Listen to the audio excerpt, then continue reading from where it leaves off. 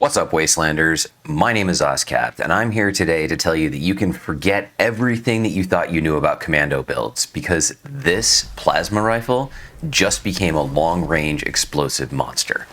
It melts enemies, human, ghouls, scorch, low-level and high-level bosses, mobs, you name it, and it only exists because of the new legendary crafting system, where I was able to put the exact mods that I wanted to get the maximum power out of it. It also exists because Bethesda now lets us put explosive rounds on energy weapons, although this exact configuration might have slipped through the cracks for what's supposed to be forbidden, which means that you might just want to craft one of these before it gets nerfed. Because 100% it's going to get nerfed. But seriously, it's only a matter of time before they slap a hotfix on this monster, so if you want to dominate the game, do not wait. I'm calling this the Cremator for Commandos because it's just that good. The update that landed on September 3rd gave us changes to the legendary crafting system. Now you can craft or purchase boxed mods for all 1, 2, and 3-star legendary effects, and you can put them onto almost any weapon or armor piece. Once you do so, the item is bound to your character and it cannot be dropped or traded. Because this limits the economics around overpowered weapons, Bethesda brought back a legacy configuration, allowing us to place explosive ammunition mods onto energy weapons, but with some exceptions. By adding a pulse capacitor after the flamer barrel, you unlock something incredible. What you get is a long-range rifle that shoots explosive energy projectiles, every shot packing explosive damage with range that is absolutely insane. And I mean that in every sense of the word. This weapon is perfect for commando builds, combining the fast-firing nature of automatic weapons with the area effect damage of explosive rounds, and when you bundle it with the right perks, oh, you'll see. We're going to break down how you can assemble this incredible weapon for yourself. First, you're going to need a plasma rifle. This is your base. It's pretty standard, but we're about to turn it into something much more powerful. If you don't already have the plan for this, you can get it from the Brotherhood vendor at the White Spring Mall. Once you've learned it, it will show up as a short plasma pistol. Craft that, and then add some legendary modules so that you can change out to the modules that you want later. Then add a stock and turn it into a plasma rifle. I went with the aligned stock first and then switched it out for the true stock to get even better sighted and hip fire accuracy. You'll also want to add a reflex sight to it. Now you could go with a scope, but you're not always going to be sighting down the barrel. If you're using V.A.T.S or hip firing, then the penalty to accuracy with a scope is just too large. Next, add the flamer barrel. This mod turns the plasma rifle into a short-range flamethrower, which is great for close combat, but that's not what we're building. Now, add the special sauce, the pulse capacitor. This is what transforms the weapon.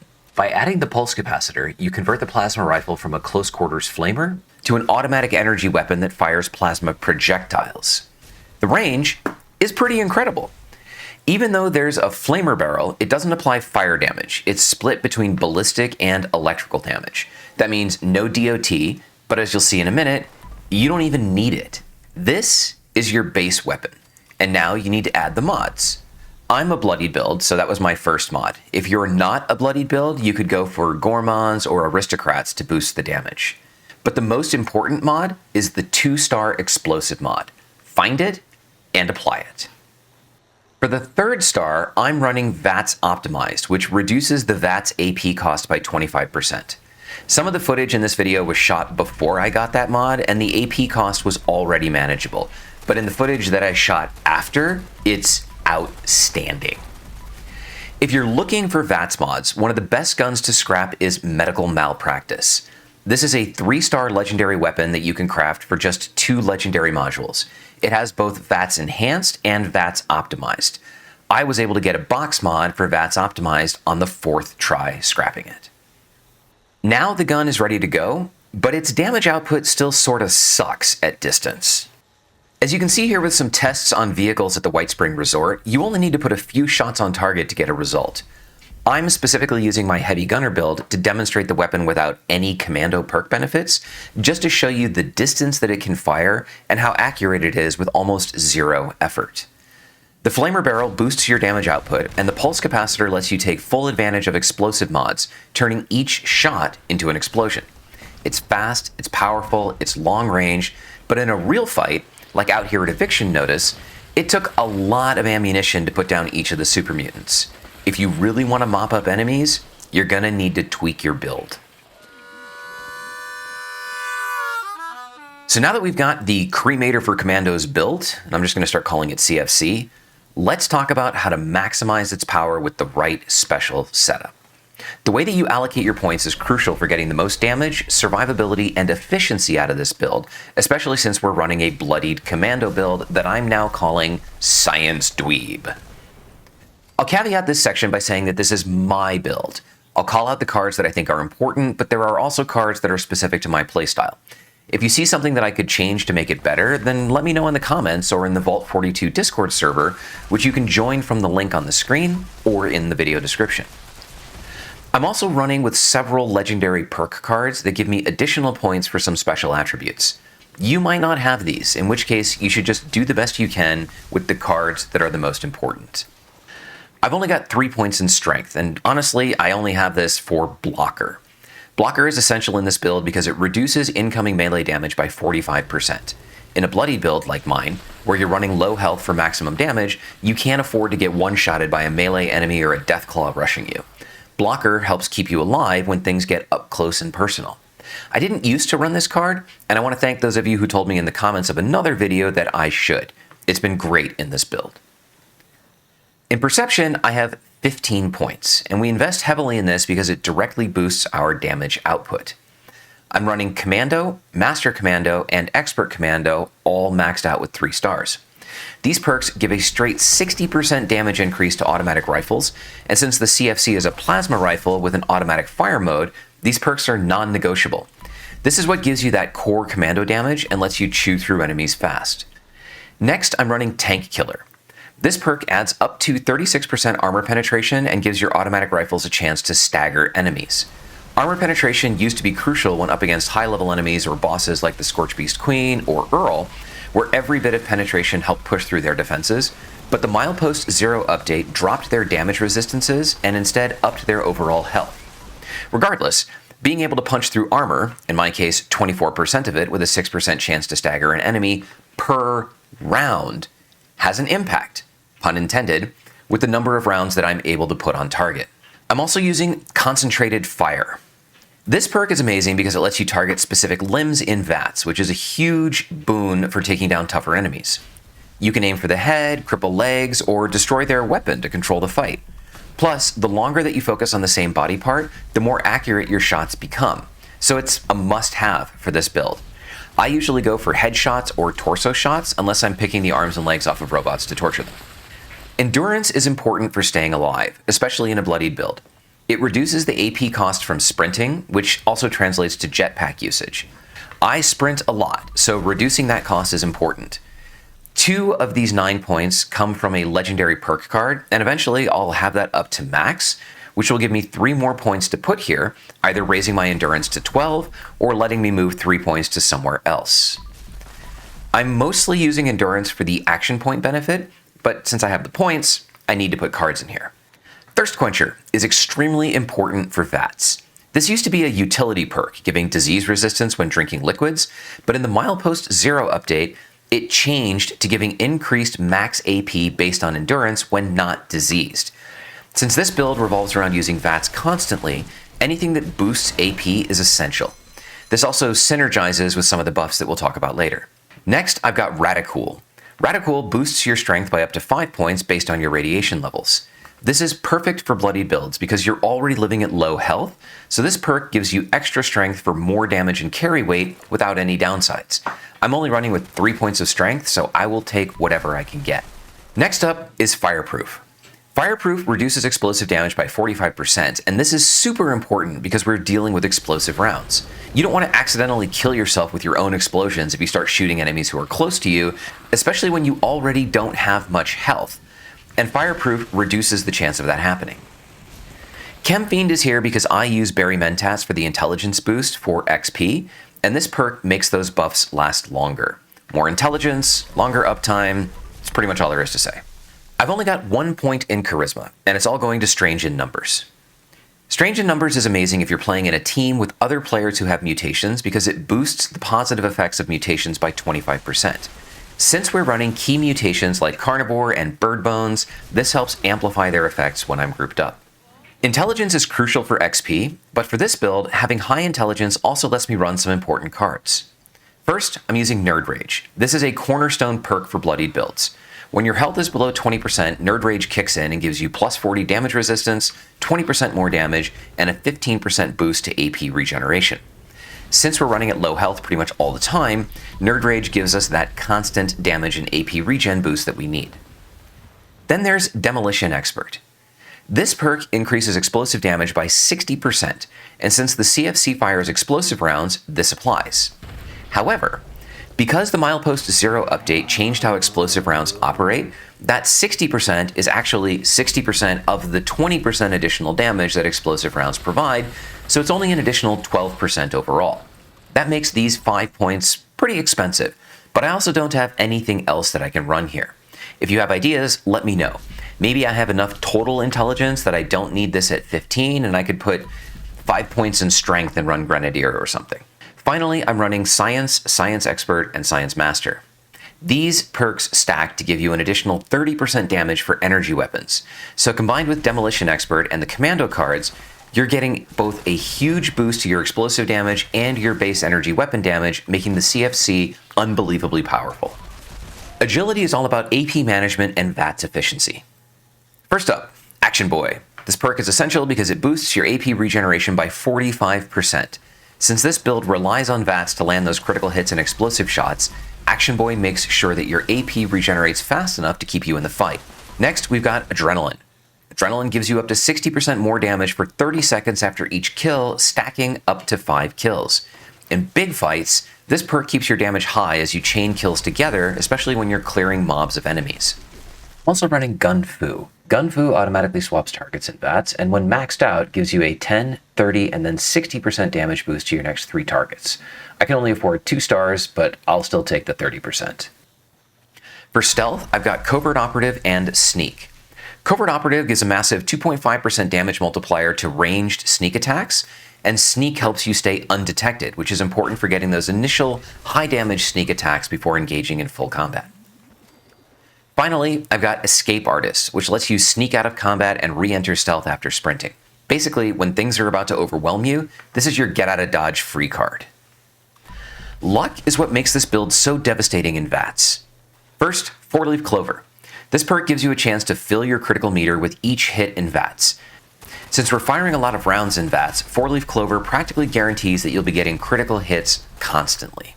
Better Criticals increases your critical damage by up to 100%, which is huge for maximizing the explosive damage from your critical shots. When you land a critical hit with the CFC, it's going to hit like a truck. Then there's Critical Savvy. This perk reduces the amount of critical meter used with each critical hit, meaning that you can fire off criticals more frequently. Combined with 4-Leaf Clover, you'll be landing critical shots almost every other V.A.T.S round. In some cases, I've been landing multiple critical rounds in under a second. I've also got Serendipity, which gives you a 45% chance to avoid damage when your health is below 30%. Since we're a bloodied build, this is basically always active and helps keep you alive when things get tough. Finally, I'm running 1 point in Psychopath, which gives you a small chance to instantly refill your critical meter after killing an enemy. It's a bit of a gamble, but when it triggers, you can chain critical hits back to back for massive damage output. There are other cards in here, but these are the ones that are core for my build and playstyle. I'll put the whole build up on Nukes and Dragons and link it in the description. I like calling it Science Dweeb. What do you think? Now let's talk about the armor setup that makes this build and weapon even stronger. My full set of unyielding Secret Service armor with shielded Secret Service underarmor. Unyielding Secret Service armor is perfect for a bloodied build. Each piece of armor boosts all of your special stats except endurance by 3 when your health is low.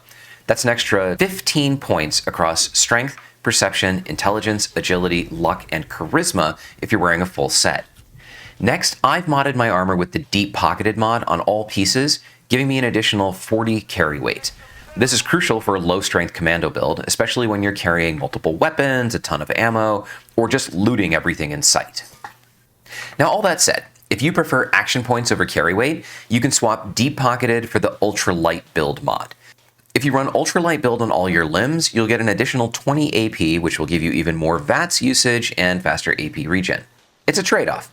Carry more or use more AP. Pick whichever fits your playstyle best.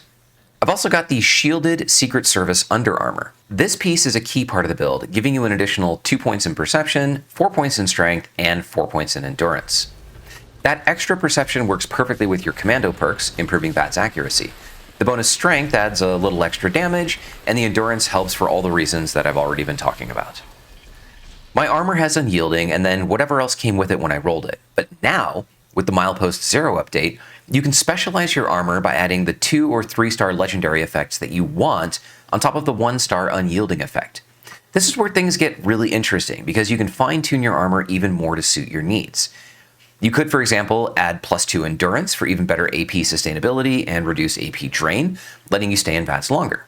Or you could increase durability, reduce weapon, food, or ammo weight, or do, well, all sorts of stuff. If you want to focus on survivability, there are damage reduction effects that you can apply to make sure you're tanking more hits while still dealing out insane damage. But wait, there's more. It's not just about your weapon, armor, and perks. Mutations and consumables play a huge role in making sure your AP stays high and regenerates fast. So let's break down the mutations and the buffs that I use to make this build even more unstoppable. Again, these are the things that I use, and I would love to hear your ideas and adjustments and what you use. So fire up the comments. Let's tweak this build to be even better. First up, mutations. I'm running several key mutations that I think are perfect. The most important one is Adrenal Reaction. This mutation increases your weapon damage as your health gets lower, which synergizes perfectly with the bloodied playstyle. So as your health drops, your damage increases, making every shot hit even harder. Next, we have Bird Bones. This mutation gives you an additional 40 AP and 4 agility, both of which are huge. That extra agility feeds directly into your AP pool and regeneration, letting you stay in V.A.T.S longer and use fewer boosters like the ones we'll talk about in a second. This mutation also reduces fall damage, which is a nice bonus. Carnivore is another crucial mutation, especially for keeping your AP high. Carnivore doubles the effects of all meat-based consumables, and trust me, meat is key to boosting your AP in this build. I'm also running Eagle Eyes for an additional 50% critical damage. This gives critical hits an extra punch, making every critical hit even more devastating. And as I keep saying, since this build is all about critical hits and V.A.T.S, the added damage really stacks up over time. Let's talk about consumables. The top ones I like to keep on hand are either poached angler, cooked soft shell meat, or roasted mirelurk meat. With the carnivore mutation and being on a team with another mutated person and having strange in numbers, these can give anywhere from 25 to 50 additional action points. More AP, more carnage. If you want more endurance, mutt chops and roasted scorch beast heart are great options.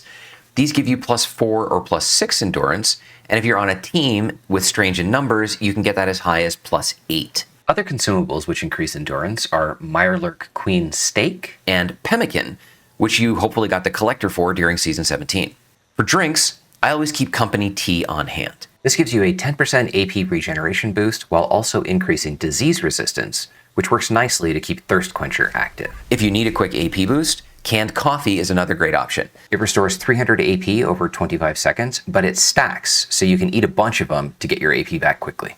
I also like to drink sweet mute fruit tea, giving me another 50% boost to critical hit damage. There's also Nuka-Cola Dark, which will give you a boost to endurance that stacks with the other buffs. The Agility Bobblehead gives you +2 agility for 60 minutes, which translates into +20 AP. The Endurance Bobblehead will do the same with endurance, and there's also the Explosive Bobblehead for an extra 30% explosive damage. Remember though, that bobbleheads don't stack. You can only eat one at a time. If you're in the middle of a big boss fight, sugar-free Nuka Shine is your go-to. It boosts your AP regeneration by 50% and reduces sprint AP cost by 80% for 2 minutes, making it perfect for hit-and-run tactics. If you take 60 seconds to play an instrument, you'll get the Well-Tuned bonus, which gives you a 25% boost to AP regeneration for 60 minutes. It's a simple buff, but it makes a huge difference in keeping your AP topped off. Finally, don't forget to stay hydrated. If you're fully hydrated, you get an additional 35% boost to AP regeneration, which stacks nicely with everything else. So now, with all of these buffs in play, here's my special and the full list of the effects. The only thing to do now is to go off and put this bad boy to work. It's time to see how all of this comes together in real combat. The CFC isn't just powerful on paper. This thing wrecks enemies in any situation, from bosses to mobs and everything in between.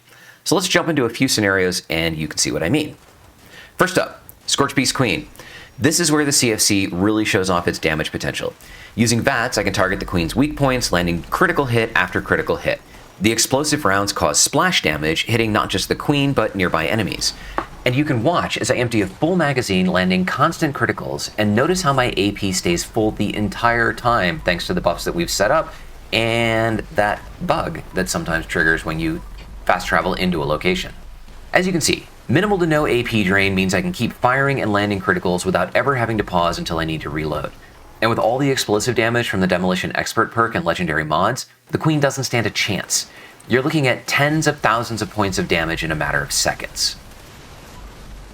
Now, let's switch gears and look at a different challenge, clearing out mobs in an expedition. In these kinds of fast-paced scenarios, the CFC excels at both single target and area of effect damage. Explosive rounds let me clear multiple enemies at once, and because we're running high agility and Action Boy, I can stay in V.A.T.S for as long as I need to without worrying about AP. The real power here is the ability to stay mobile while still dealing high damage. Whether I'm targeting a single enemy or clearing out a group, using V.A.T.S or firing from the hip, the CFC lets me stay in the action, constantly moving and constantly dealing damage. This is key for tougher daily ops, expeditions, or events where mobility is critical. Of course, when it comes to tough enemies like the super mutant behemoths, this weapon doesn't disappoint. Watch as I use V.A.T.S to just destroy this behemoth with explosive rounds, breaking through its defenses with the Tank Killer perk. Staggering enemies keeps them slow and far away and makes it easy for you or others to finish them off without taking a single hit. Finally, let's talk about ammo efficiency. Unlike traditional flamers, which can burn through your resources in no time at all, the CFC uses plasma rounds, which are much easier to come by. This means you can deal massive amounts of damage without worrying about running out of ammo or bankrupting your resources. No matter what you're up against, this weapon, the Cremator for Commandos, delivers. It's also just tons of fun. So there you go, boys and girls. That's the Cremator for Commandos, hands down my new favorite weapon in Fallout 76. This build takes full advantage of everything that the Wasteland has to offer. Explosive damage, constant critical hits, incredible AP regeneration, and unmatched versatility in every combat scenario. But it's so overpowered, we don't know how long this is going to last. Bethesda could nerf this build, tweak the mechanics, or just straight up delete the explosive mod from it. Don't wait until Bethesda decides to patch this out. Now is the time to build the Cremator for Commandos and run your very own Science Dweeb Commando build. Thank you so much for watching. If you enjoyed this video, make sure you hit that like button and subscribe for the very best Fallout 76 content from myself and Noodle Pants. Leave a comment down below if you've tried this build or if you've got any tips for myself or others in the community. My name is Ozcapped. I am one half of Gamer Aviator, and until next time, stay safe out there, Vault Dwellers.